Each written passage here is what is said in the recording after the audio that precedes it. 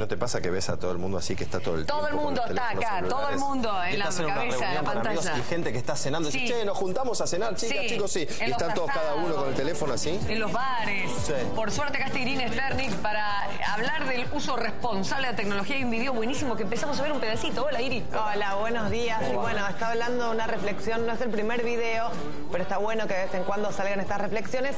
Hablamos de Look Up, un video viral que ya tiene más de 17 millones de visitas y que habla de, por ejemplo, cómo Facebook no es una red social, sino una red antisocial. El video es largo, les recomiendo verlos y cuando regresamos hacemos una reflexión.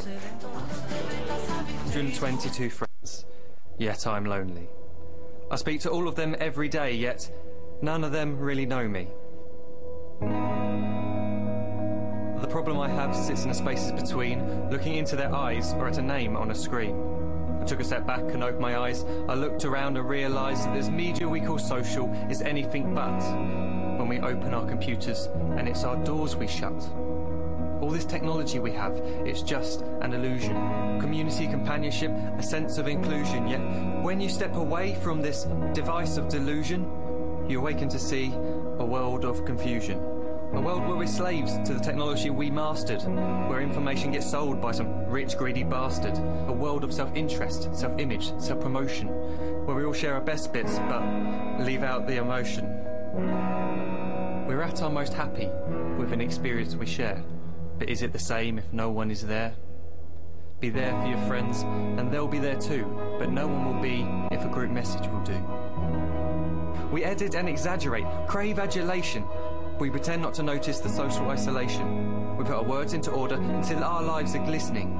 We don't even know if anyone is listening.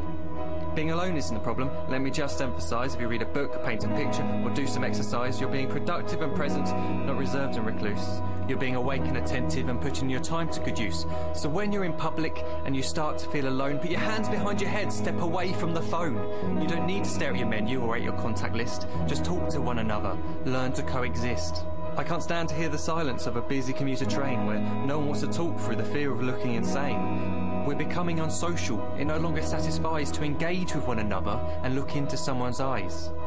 We're surrounded by children who, since they were born, have watched us living like robots and think it's the norm. It's not very likely you'll make world's greatest dad if you can't entertain a child without using an iPad. When I was a child, I'd never be home. Be out with my friends on our bikes, we would roam. I'd wear holes in my trainers and graze up my knees. We'd build our own clubhouse high up in the trees. Now the park's so quiet it gives me a chill. See no children outside and the swings hanging still. There's no skipping, no hopscotch, no church and no steeple. We're a generation of idiots, smartphones and dumb people. So look up from your phone, shut down the display. Take in your surroundings, make the most of today. Just one real connection is all it can take to show you the difference that being there can make. Be there in the moment that she gives you the look that you remember forever as when love overtook. The time she first holds your hand or first kiss your lips. The time you first disagree but still love her to bits. The time you don't have to tell hundreds of what you've just done because you want to share this moment with just this one. The time you'll sell your computer so you can buy a ring for the girl of your dreams who is now the real thing. The time you want to start a family and the moment when you first hold your little girl and get to fall in love again. The time she keeps you up at night and all you want is rest.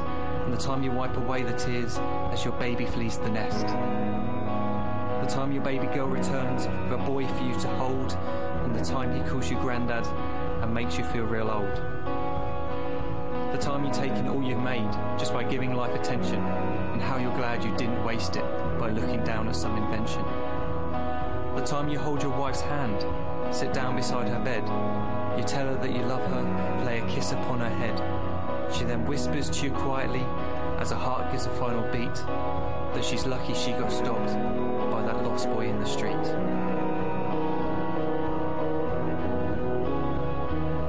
But none of these times ever happened. You never had any of this. When you're too busy looking down, you don't see the chances you miss.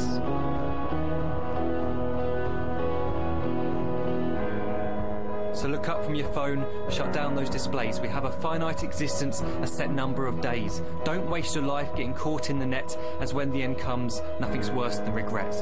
I am guilty too of being part of this machine, this digital world we are heard but not seen, where we type as we talk and we read as we chat, where we spend hours together without making eye contact.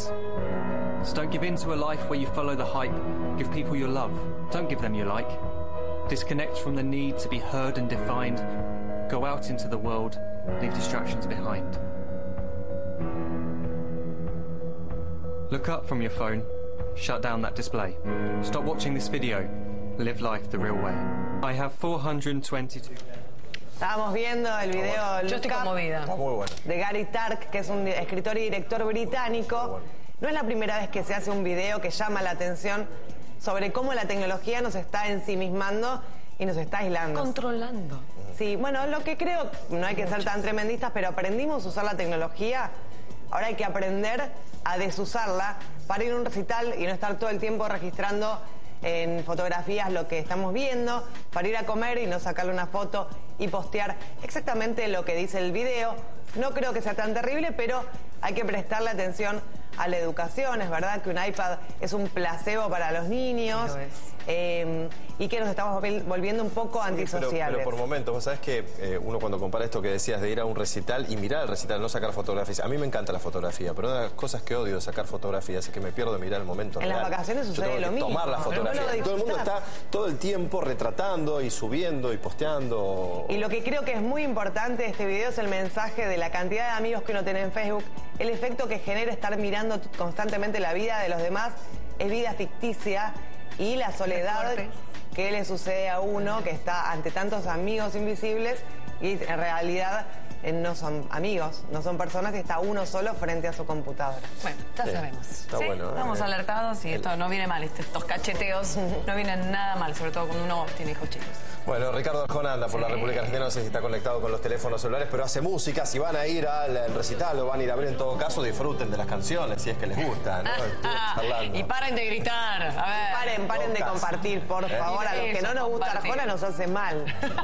Las de 4 décadas, 3 décadas, 5 décadas, lo que sea, ¿no? Mirá lo que digo.